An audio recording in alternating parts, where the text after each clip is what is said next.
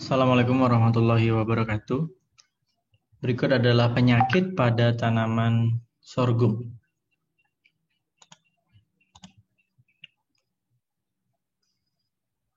Sorghum adalah salah satu tanaman semusim yang memiliki banyak sekali ragam penggunaan. Di tanaman ini sangat bermanfaat, mulai dari daunnya, biji, batang, tangkai biji, hingga akarnya digunakan untuk berbagai keperluan. Daunnya dapat digunakan sebagai pakan ternak atau kerajinan, sementara bijinya dapat diolah menjadi tepung atau pati, ya, sebagai produk olahan. Batangnya bisa dimanfaatkan sebagai pupuk, sebagai pakan ternak juga dan biogas. Juga nira dari batang sorghum dapat digunakan sebagai sirup dan juga bioetanol. Tangkai biji itu bisa menjadi kerajinan, misalnya sapu, juga menjadi pupuk, biogas, atau pakan ternak. Sedangkan akar bisa menjadi kerajinan, jadi pupuk dan herbal. Jadi sorghum ini adalah salah satu komoditas yang memiliki manfaat yang luar biasa.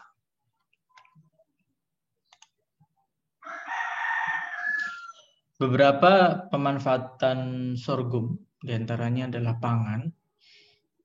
Dari sisi bisnis, sepertinya pengolahan makanan, bisnis pengolahan makanan dengan bahan baku sorghum ini belum banyak berkembang. Ini sebuah peluang untuk kita semua, mengingat manfaat dari konsumsi sorghum ini cukup baik. Ya. Biji sorghum memiliki kandungan nutrisi dan kalori yang cukup tinggi. Juga mengandung serat pangan untuk mencegah beberapa penyakit seperti jantung, obesitas, hipertensi, dapat menjaga kadar gula darah dan mencegah kanker usus. Senyawa fenolik yang ada di dalam sorghum juga memiliki antioksidan, anti tumor, dan dapat menghambat perkembangan virus, sehingga akan sangat bermanfaat bagi penderita kanker, jantung, hingga HIV. Jadi ini satu peluang bisnis yang bisa dimanfaatkan oleh siapapun. Juga yang menjadi perhatian dari sorghum adalah penggunaannya sebagai bahan baku industri.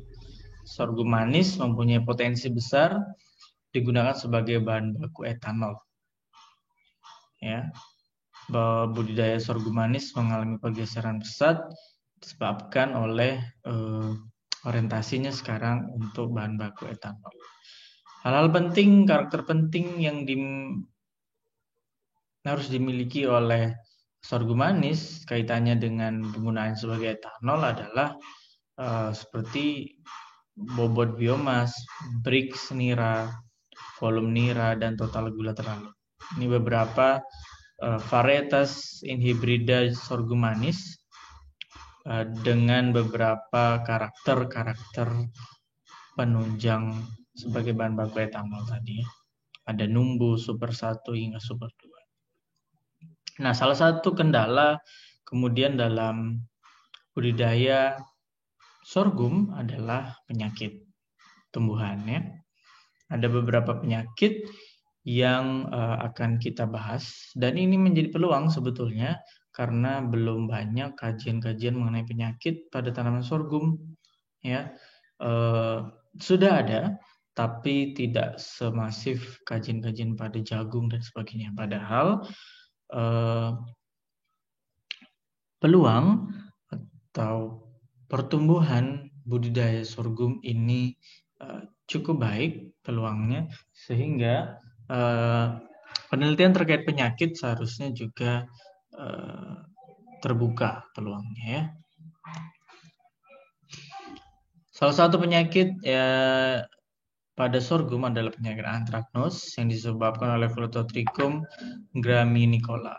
Ya, gejala pertama muncul pada daun sebagai bintik-bintik kecil. Teman-teman bisa lihat di gambar yang berbentuk lingkaran atau elips, oval begitu ya, warnanya coklat kemerahan.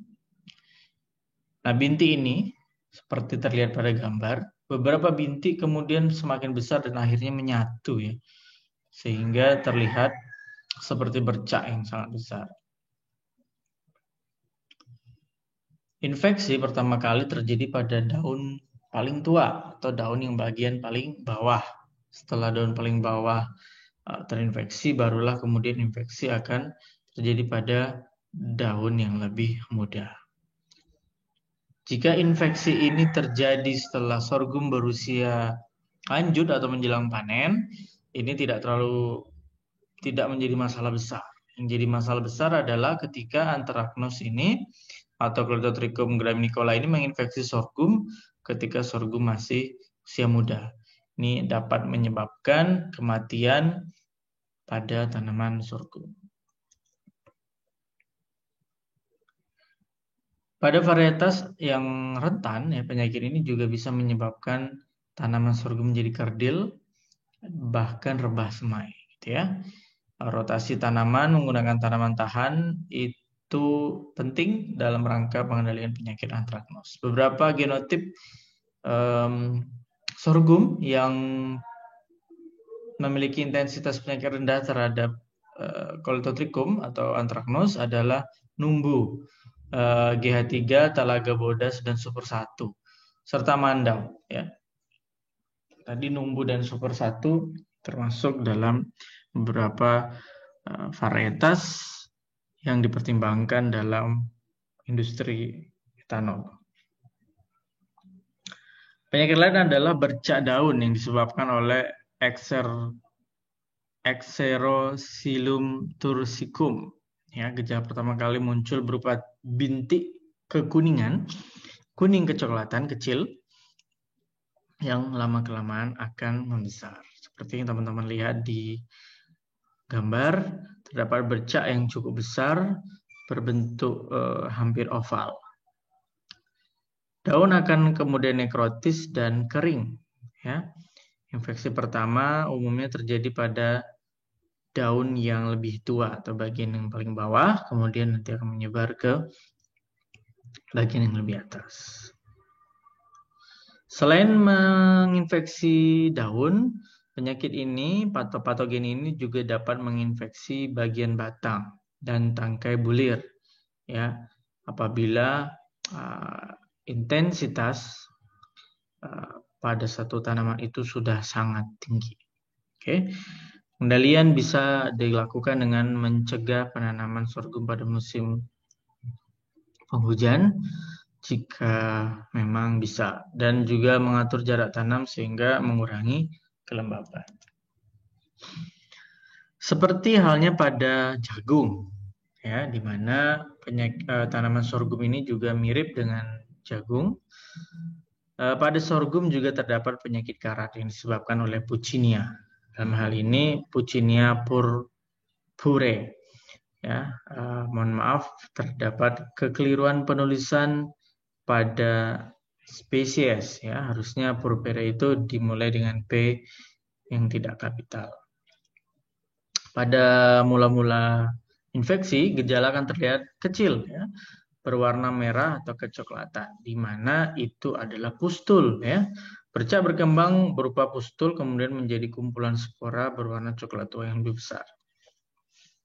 Karat pustul muncul pada dua permukaan, baik permukaan atas maupun permukaan bawah daun. Tetapi infeksi yang lebih parah itu bisa dilihat dari bagian bawah daun. Infeksi yang parah ini kemudian akan menyebabkan daun kering dan gugur. Infeksi menyebar dari daun bawah sampai ke atas. Ya. Jadi sama juga dengan penyakit karat pada jagung.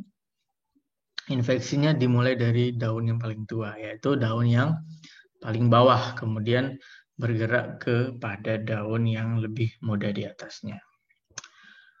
Pengendalian tentu dengan menggunakan tanaman tahan, varietas tahan, mencegah tanaman ini ditanam pada musim basah jika bisa, dan mengatur jarak tanam untuk menekan kelembaban udara. Berikutnya adalah penyakit busuk batang, ya, yang disebabkan oleh fusarium. Ya. Jadi penyakit ini disebabkan oleh fusarium. Gejala pertama pada umumnya menyerang akar dan bagian yang terserang terlihat berwarna coklat kemerahan lalu coklat keabu-abuan. Jadi, ya, infeksi fusarium penyebab busuk batang pada sorghum ini dimulai dari akar, ya, di mana fusarium ini adalah patogen yang menyebar dan tertular melalui tanah. Pada bagian akar akan mengalami pembusukan, seterusnya menjalar pada bagian batang yang lebih atas. Hal ini menyebabkan terjadinya gangguan translokasi air dan nutrisi dari akar, yang kemudian menyebabkan tanaman layu dan mati. Penggunaan varietas tahan, mengatur jarak tanam, membuat drainase yang baik, dan mengatur kekeringan saat pengisian biji dan saat tanaman berbunga adalah salah satu teknik pengelolaan fusarium penyebab busuk batang pada sorghum. Ya. Yang menjadi perhatian adalah penyakit ini berada di dalam tanah, sehingga tanah yang sudah terinfeksi oleh fusarium penyebab busuk batang sorghum ini akan lebih sulit terbebas dari fusarium, sehingga sorghum yang ditanam kembali di atasnya berpeluang besar untuk terinfeksi fusarium kembali. Maka menggunakan tanaman varietas tahan itu sangatlah penting. Ini adalah beberapa referensi yang sangat membantu dalam memperoleh informasi terkait dengan penyakit pada sorghum. Ya. Ada 2 jurnal yang paling atas, kemudian 3 buku. Sekian untuk materi ini, semoga bermanfaat. Assalamualaikum warahmatullahi wabarakatuh.